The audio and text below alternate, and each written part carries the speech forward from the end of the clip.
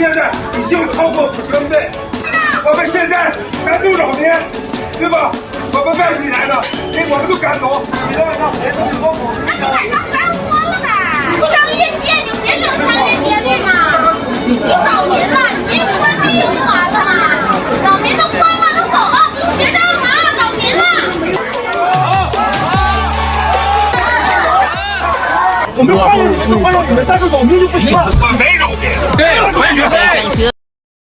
抖音。